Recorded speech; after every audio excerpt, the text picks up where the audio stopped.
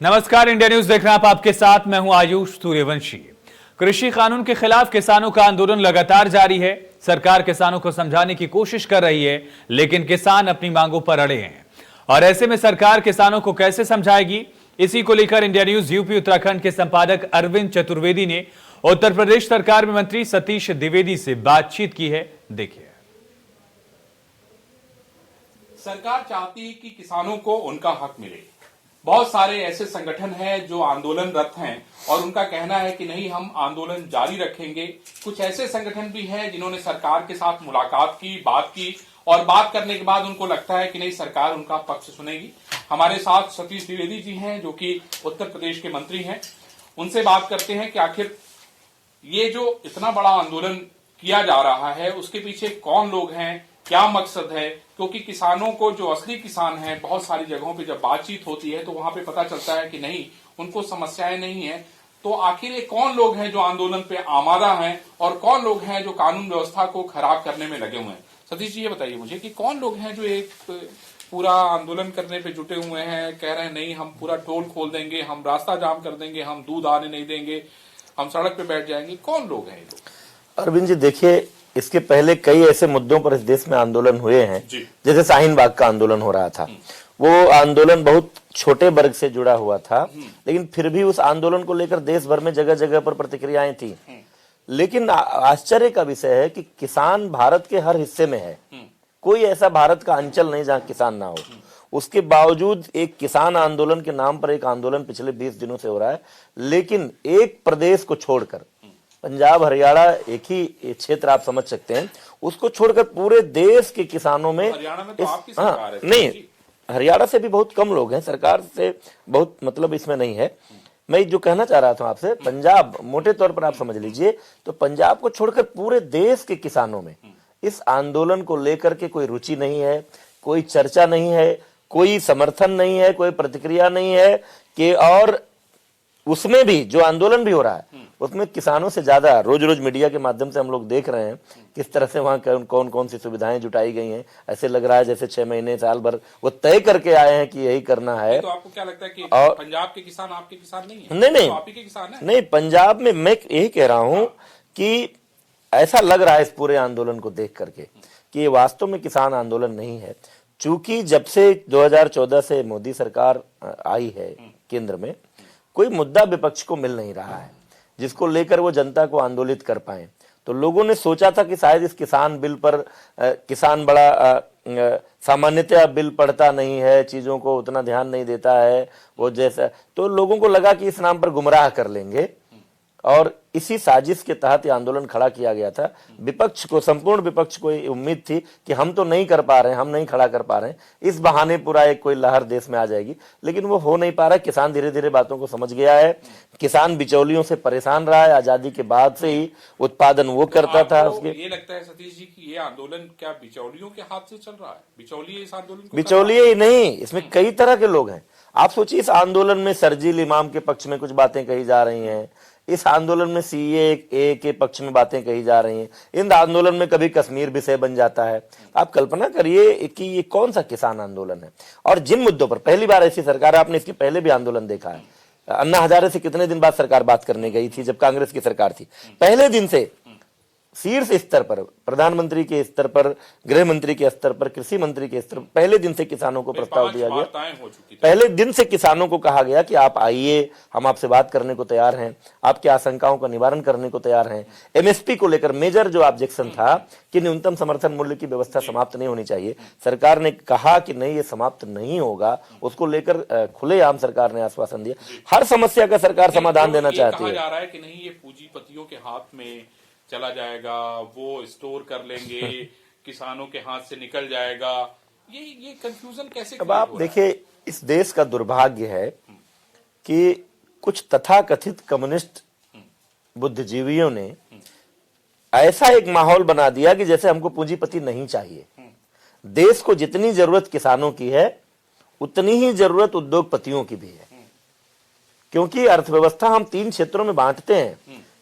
प्राथमिक क्षेत्र जिसको कृषि क्षेत्र कहते हैं, फिर द्वितीय क्षेत्र सेकेंडरी सेक्टर जिसको औद्योगिक क्षेत्र कहते हैं, फिर तृतीय क्षेत्र जिसको सेवा क्षेत्र कहते हैं। पूरा पहले को छोड़कर बाकी दोनों क्षेत्र तो उद्योगपति ही चलाते हैं, वहीं से वही पूंजी का निवेश करते हैं, वहां से रोजगार पैदा होता है, वहां से बड़े केवल धान गेहूं और गन्ने का उत्पादन करके थोड़े देश को चलाया जा सकता है। और बहुत सारी चीजों में आप देखिए, जब बड़ी बड़ी कंपनियां उन चीजों में इन्वॉल्व हुई, उनका प्रोसेसिंग किया, मार्केटिंग किया, किसान टमाटर कितना बेचता और कितनी उससे आमदनी होती, लेकिन उसका केचप बनने लगा तो उस आलू और टमाटर से कितना, उसी पंजाब के किसान जो आलू और टमाटर की खेती से, तमाम व्यवसायिक खेती से जो पैसा कमाते हैं, वो कैसे कमाते हैं?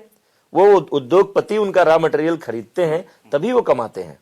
उद्योग ना हो तो उनके जो हमारे कृषि यंत्र हैं ये कहां से आएंगे? ये तो बड़ा अन्योन्याश्रित हैं। उद्योग के विकास से कृषि का विकास होगा, कृषि के विकास से आंदोलन तो खत्म हो नहीं रहा। आप लोगों ने अब क्या तय किया है, कैसे बात बनेगी, देखिए, कैसे बात आगे बढ़ेगी? हाँ, बिल्कुल। भारतीय जनता पार्टी को क्या टास्क दिया है कि आप सतीश द्विवेदी जी, आप सिद्धार्थनगर जाइए, वहाँ किसान से बात करिए, वहाँ लोगों के बीच में बैठिए, खेत में जाइए, क्या काम, क्या टास्क दिया? देखिए, केंद्र सरकार अपने स्तर पर लगातार प्रयास कर रही थी, उनकी सभी जायज मांगों को मानने को भी तैयार थी, और ये लग रहा था कि कोई भ्रम होगा बिल को लेकर तो भ्रम दूर होगा और ये आंदोलन समाप्त हो जाएगा। लेकिन अब ये समझ में आ रहा है कि आंदोलन किसान आंदोलन नहीं है, ये आंदोलन संपूर्ण विपक्ष को 2024 के लिए अपना भविष्य तलाशने का आंदोलन है। इसलिए अब पार्टी ने इसमें जो रास्ता तय किया है कि इस पूरे मामले को लेकर, जैसे पहली बार आपने देखा सीएए के खिलाफ जब लोगों को गुमराह किया जा रहा था तो हम लोग जनता के बीच गए और उस बिल की बारीकियों को जनता के सामने रखा, जनता ने उसको स्वीकार किया, इनका आंदोलन फ्लॉप हुआ। ऐसे ही अब इस कृषि सुधार का जो बिल आया है, इस बिल को लेकर भारतीय जनता पार्टी अब मंडलीय किसान सम्मेलन, जिला किसान सम्मेलन, फिर विधानसभा स्तरीय किसान सम्मेलन, छोटे छोटे किसान सम्मेलनों के माध्यम से हम सब लोग इस बिल की बारीकियों को किसानों के बीच लेकर जाएंगे। और वैसे भी किसान इस बिल के समर्थन में है। अगर पूरे देश का किसान समर्थन में ना होता तो ये आंदोलन देशव्यापी हो गया होता, ये केवल एक दो चार बॉर्डर की सड़कों तक सीमित नहीं रहता। पहले से भी किसान समर्थन में है, लेकिन किसान जब और भी ये समझ पाएगा कि किस तरह से सरकार ने किसानों की उपज का उचित मूल्य दिलाने के लिए संशोधन किया है, किस तरह से किसानों को कोई और उद्योगपति कोई अपना सामान जहां चाहे जिस रेट पर चाहे बेचे, किसान की फसल के लिए तय था कि कहां बेचेगा, किस रेट पर बेचेगा, एक निश्चित मंडी में ही बेचेगा। सरकार ने तो खुला आसमान दे दिया कि वो देश भर में कहीं भी बेच सकता है, अपने द्वारा तय की हुई रेट पर बेच सकता है। इन सारी चीजों को लेकर के पार्टी किसानों के बीच जाने वाली है, और निश्चित रूप से जब किसान ओंकार भरेंगे और जब वो कहेंगे कि ये बिल अच्छा है, ये लोग गलत आंदोलन कर रहे हैं, तो अपने आप आंदोलन होगा। सर, मुझे ये बताइए कि क्या ऐसे लोग आइडेंटिफाई किए गए हैं जो सिस्टम को चुनौती दे रहे हैं? क्या ऐसे लोगों को सरकार ने, पार्टी ने चिन्हित करने का काम किया? जैसे आपने कुछ नाम गिनाए कि भाई यहाँ ना ये नाम लिया जा रहा है, ये कम्युनिस्ट है, ये फलाना है, ये लोग पूरा सिस्टम को डिरेल करने, तो इन लोगों पे अगर कार्रवाई होगी, नहीं होगी, तो फिर तो ये चुनौती बनी रहेगी। नहीं, बिल्कुल मैं इस बात का समर्थक हूं कि अगर कुछ अराजक तत्व, कई बार ऐसी भी सूचनाएं आ रही हैं, और कुछ ऐसी राष्ट्र विरोधी ताकतें जो इस बहाने इस देश की एकता और अखंडता को खतरा पहुंचाना चाहती हूं। किसान चूंकि भारत की पूरी व्यवस्था की रीढ़ की हड्डी है, किसान केवल खेती नहीं करता है, केवल अनाज नहीं पैदा करता है, किसान पूरी भारतीय संस्कृति का वाहक है। तो अगर इस पूरी किसान एक संस्था है, किसान भारत की एक परंपरा है, अगर कोई इसको चोट पहुंचाने की कोशिश कर रहा है तो निश्चित रूप से हमारी सरकार बड़ी जागरूक सरकार है, मोदी सरकार और हमारे यशस्वी गृह मंत्री अमित शाह जी की इन सब चीजों पर नजर होगी। कोई भी इस देश की व्यवस्था को हानि पहुंचाने की कोशिश करेगा तो सरकार उसको अपने तरीके से निपटती भी रही है। लेकिन मैं इतना जरूर आंदोलन कर रहे लोगों से भी अपील करना चाहता हूं कि जो उसमें जो किसान हैं वो गुमराह होने से बचें।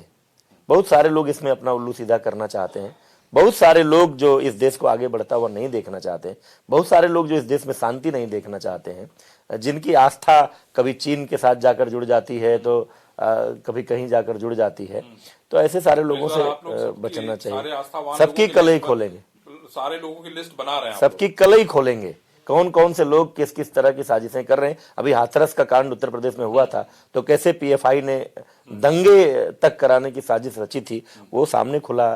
तो ये मोदी योगी जैसी जो जोड़ी है, ये इस देश के खिलाफ साजिश करने वाले हर साजिश का पर्दाफाश करेगी। तो जो नकली किसान है वो अब बाहर आ जाएंगे। बिल्कुल आएंगे। अब कोई सोचे कि हल लेके जाके आंदोलन कर दें तो वो नहीं चलेगा। बिल्कुल आएंगे, है ना। किसान अपनी बात करे, उसमें किसी को आपत्ति नहीं है। लेकिन किसानों के कंधे पर रख करके कोई बंदूक चलाए, इस देश की व्यवस्था के खिलाफ, इस देश में कोई अशांति पैदा करने की कोशिश करे, तो ये ठीक नहीं है।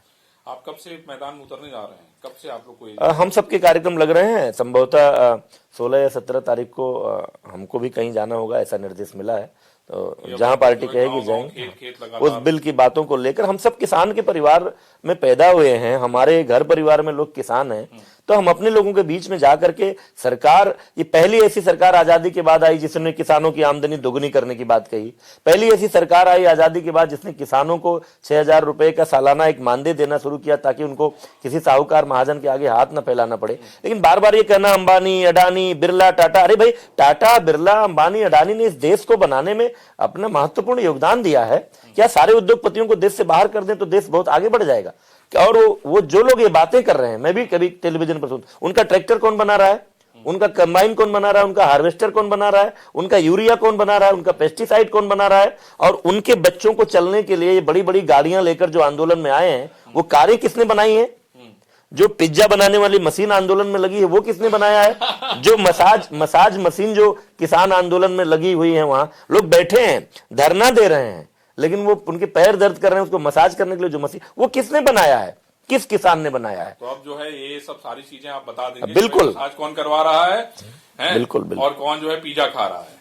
आंदोलन हमने यह देश तो आंदोलनों का देश रहा है, आंदोलनों से हमने आजादी पाई है। मसाज कराकर आंदोलन करने वाले लोगों को तो पहली बार देखा। चलिए सतीश जी, हम उम्मीद करेंगे कि आपकी बातें जो है, जो किसान वाकई जमीन पे हैं, वो सुनेंगे।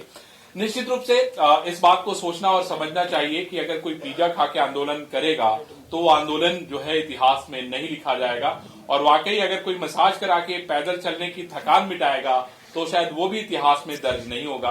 वाकई किसानों को सोचने और समझने की जरूरत है कि इस समय, इस वक्त क्या किया जाए जिससे कि किसानों की जिंदगी में बदलाव आए। चलिए फिलहाल इसी के साथ इस बुलेटिन में इतना ही, लेकिन खबरें लगातार जारी हैं, बने रहिए।